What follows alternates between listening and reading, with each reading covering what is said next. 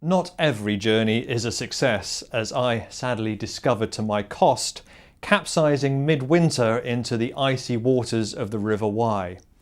I had to withdraw from that fundraising journey, but I was with three friends, one of them a ministerial colleague, John Surridge, and they successfully completed the journey, raising thousands of pounds for ADRA. And so, for this particular journey, I retire into a quiet corner and leave John to tell you the story.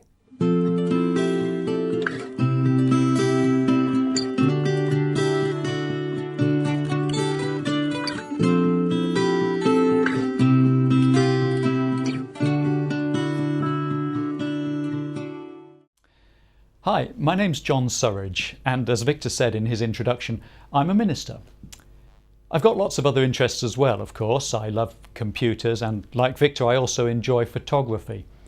Actually, Victor and I have a lot in common. Our fathers and grandfathers were ministers, and we went to the same school, though he was a year ahead of me. Our paths have crossed many times since then, and I'm grateful to him for inviting me to give a guest presentation on this programme. I guess the first time I went kayaking was when I was about 12. I was with other young people at a church camp at Aberdaron, right at the end of the Llyn Peninsula in North Wales, and our instructor was a chap called Steve Peacock, who I still keep in touch with today.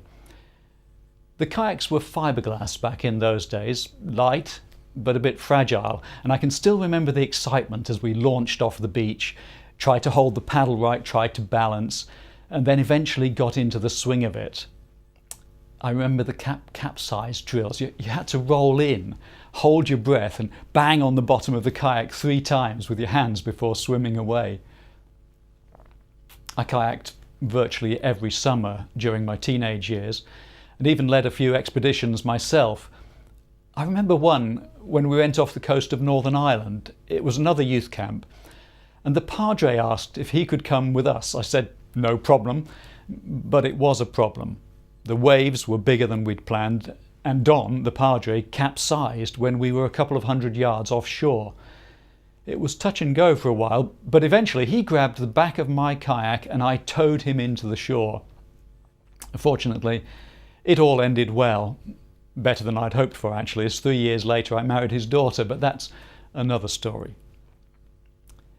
Many years passed before I went kayaking again, but last year, maybe due to a late midlife crisis, I got myself a brand new kayak. It's a touring kayak, 15-foot E-Ski LV, where LV stands for low volume, meaning that the kayak is quite narrow and a bit unstable, but also quite fast. It has a front and a rear hatch for storing your gear, and these hatches are covered with a rubber lid which gives you buoyancy in case you capsize.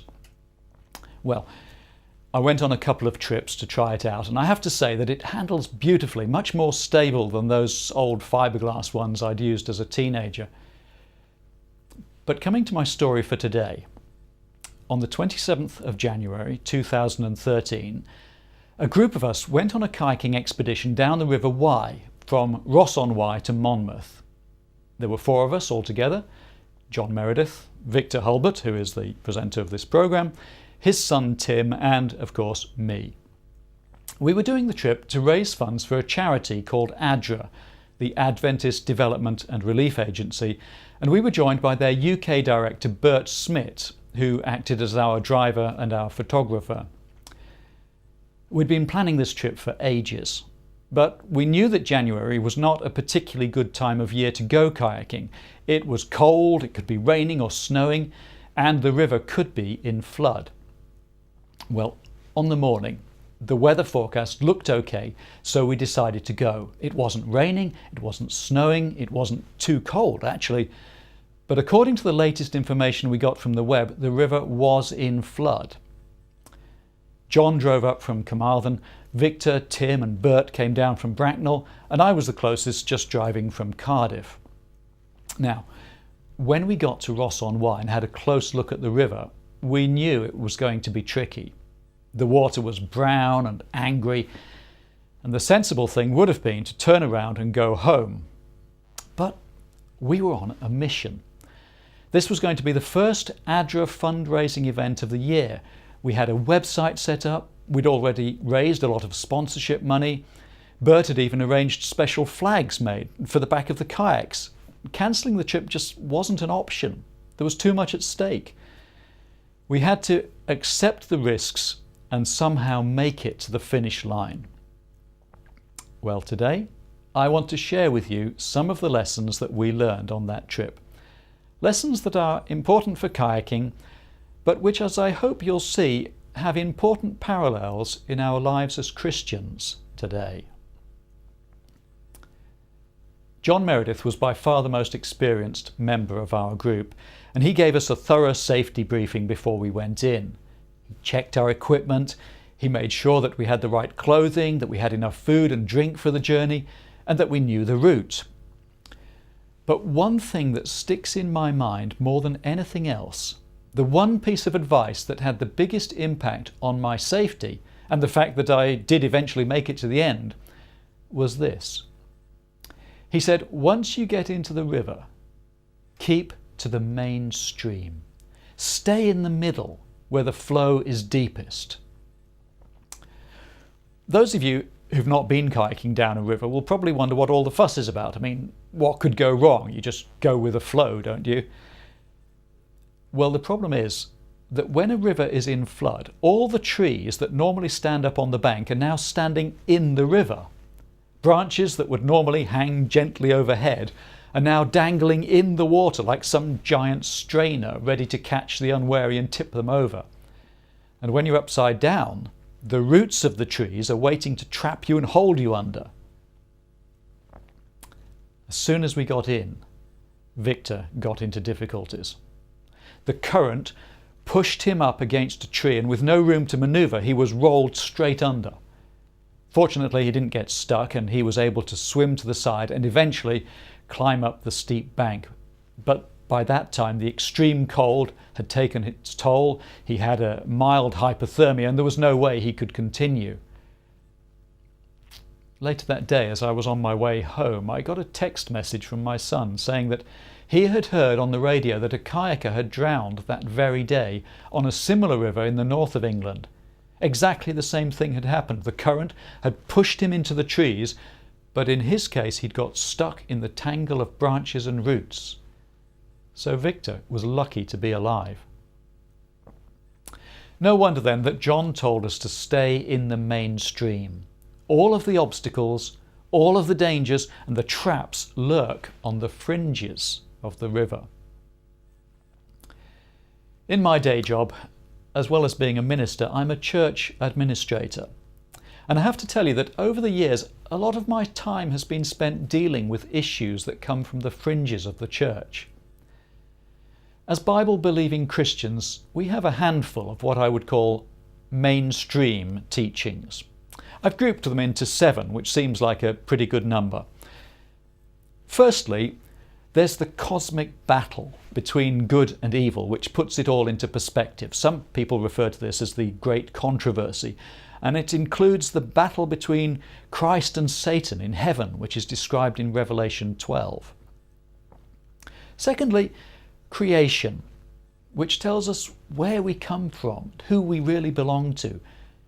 Knowing that we're created by God gives us identity and purpose, a reason to go on living. Check out those first few chapters of Genesis again. It's not just a story. It's telling us something very important about who we are. Then we have the 10 Commandments, those laws which were written on stone by God Himself and which tell us how people should live. The first 4 tell us how God expects us to relate to Him, and the last 6 tell us how He expects us to relate to our fellow human beings. They're in Exodus chapter 20. Fourthly, we have the Old Testament sacrificial system and sanctuary service, which helps us to understand God's plan of salvation. It was God's intention that those rituals should have prepared His people for Jesus' coming, and we can learn a lot from them today. Now, obviously, we don't practice animal sacrifices today because Jesus fulfilled all of the ceremonies and all of the laws that pointed forward to Him. But check out the book of Leviticus again, And you'll see Jesus all the way through. Then, of course, we have the death of Jesus on the cross and his resurrection. Jesus was the sacrifice. He was the sacrificial lamb from the Old Testament. And he was also the high priest. Jesus is the focus of the entire Bible. And we need to understand who he was, why he died, and why he rose again. At number 6, I've got the importance of faith in accepting God's gift of salvation. As it says in Hebrews 11 verse 6, without faith it is impossible to please God. You know, Christianity isn't some kind of ethical code where you just follow the rules. It's belief in a person, having a relationship with him, and you can only do that through faith. And finally, at number 7, I've put the hope we have that Jesus will return one day and will deliver on his promise to take us home with him. You're probably very familiar with the words of Jesus in John 14. Do not let your hearts be troubled. You believe in God? Believe also in me. My Father's house has many rooms. If that were not so, would I have told you that I'm going there to prepare a place for you? And if I go and prepare a place for you, I will come back and take you to be with me, that you also may be where I am.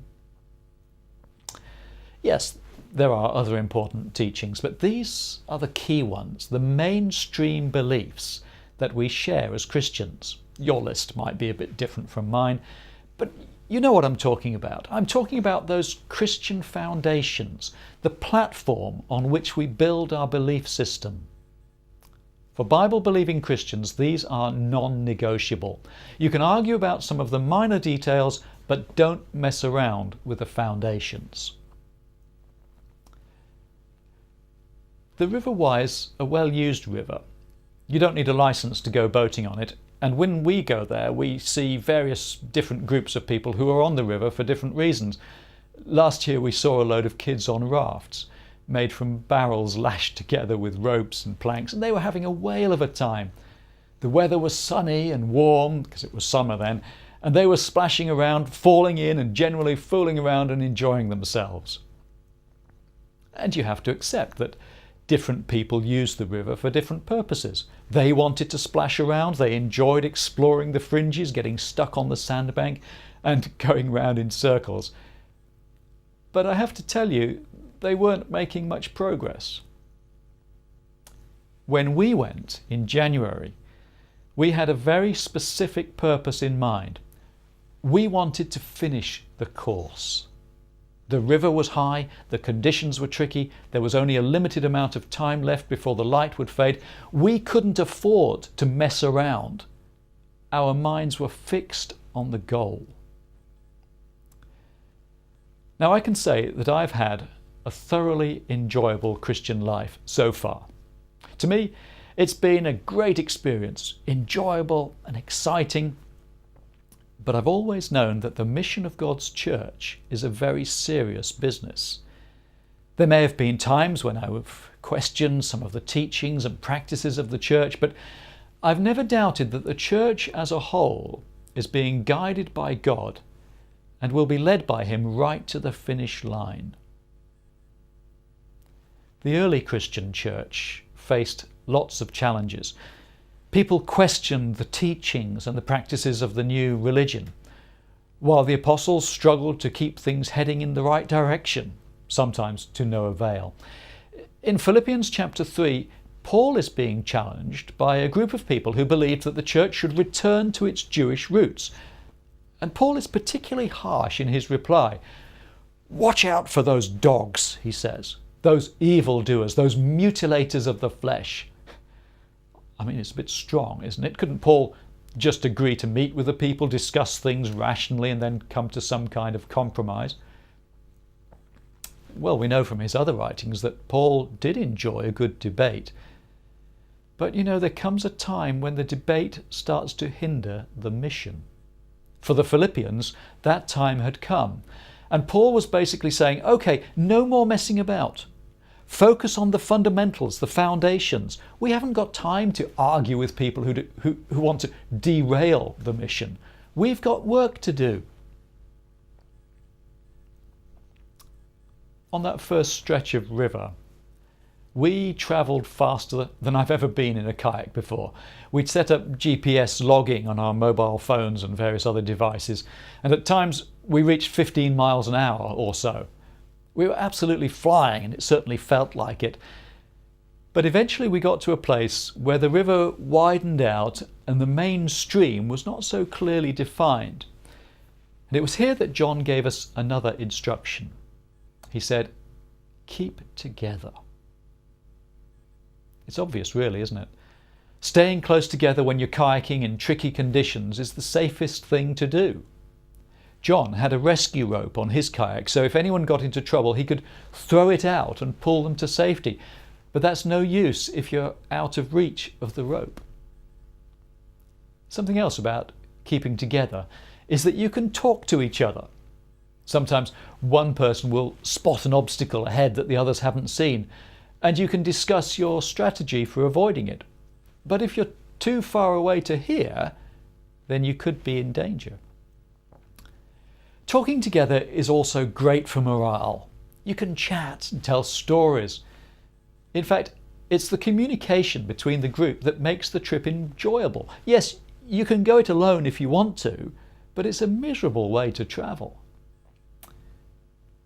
On our trip, staying together had another important function. You know, I told you that Bert Smith had given us each an ADRA flag to put on the back of our kayaks.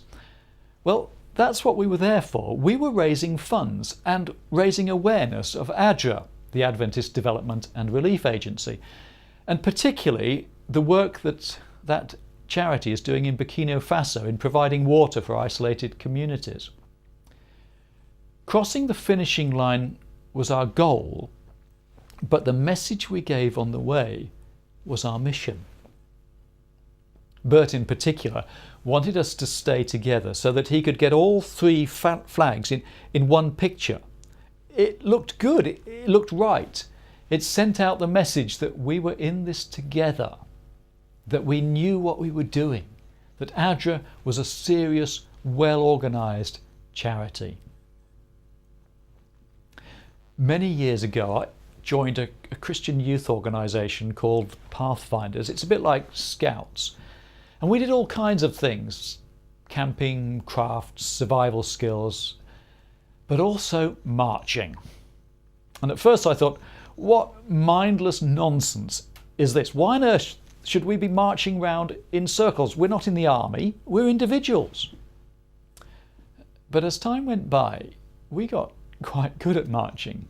And there was something about the sound that it made when everyone's feet came down at the same time. There was something about that was really powerful. It was as if my small step became one giant step. And I felt like I was part of one great unstoppable juggernaut. It didn't matter who I was standing next to, girl, boy, short, tall, black, white. It made no difference as long as we were all marching in step. In John 17, Jesus prayed for his disciples. They hadn't quite got things together. They weren't quite marching in step. And Jesus prayed to his Father that they may be one as we are one, I in them and you in me, so that they may be brought to complete unity.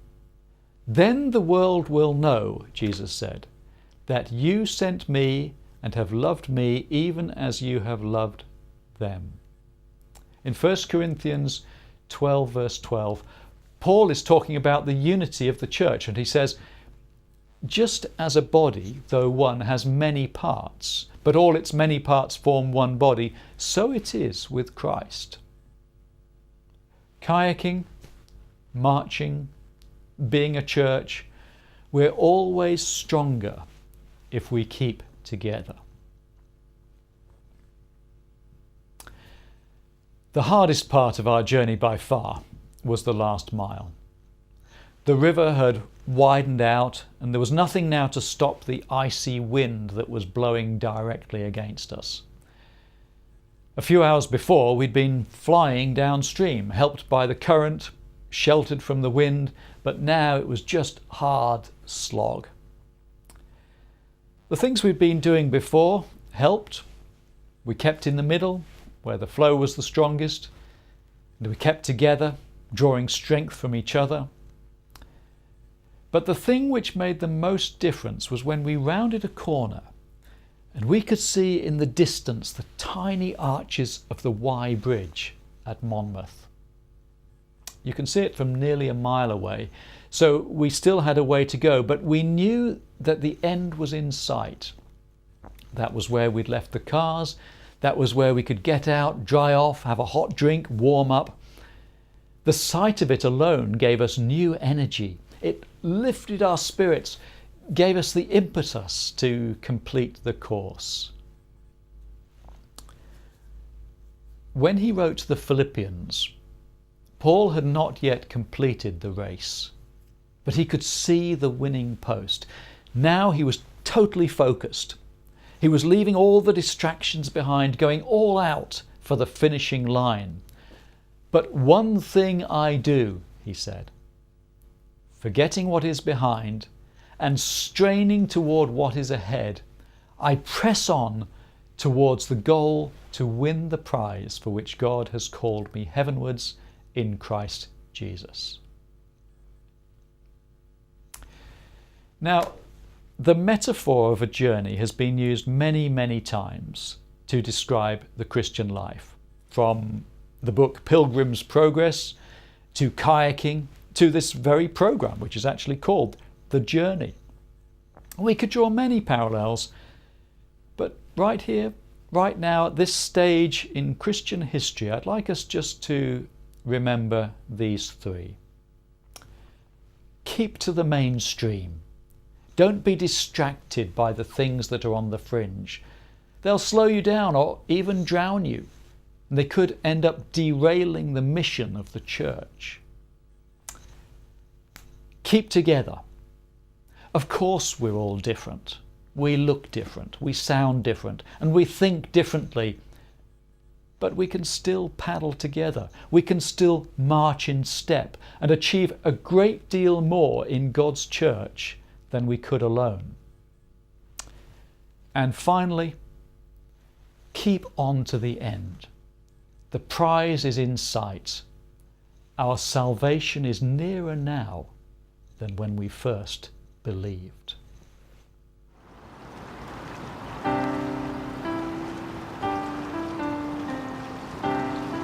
Good luck, guys.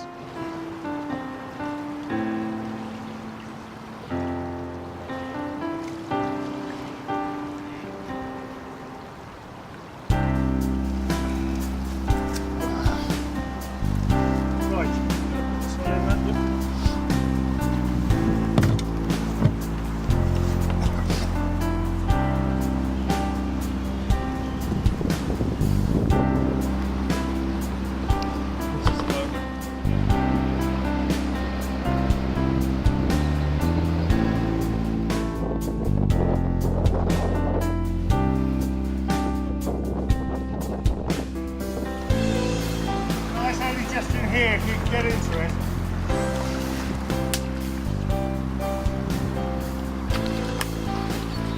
Right. You're on your feet now?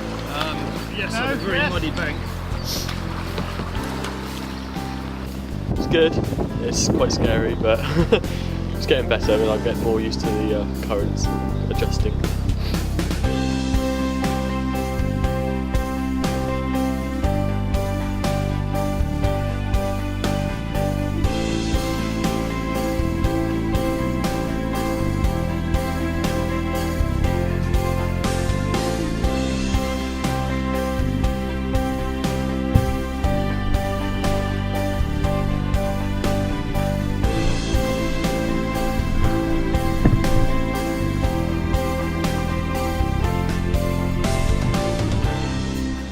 Okay, John, you've done the first section, Yes. so tell me about it. Is it worth it?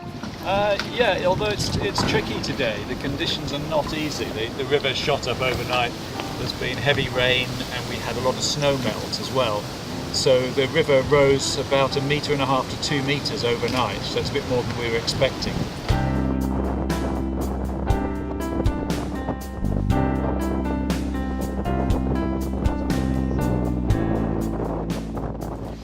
So the main rapids that we're going down are on river left. The island you can't see, you can just see the trees sticking out. If you go too near to either of the shores, it's very wavy, very bouncy. But if we stick right down the middle, you can see the flow. It's still bouncy, but stay away from the waves either side and just go straight down the middle and just paddle, and it'll be great fun.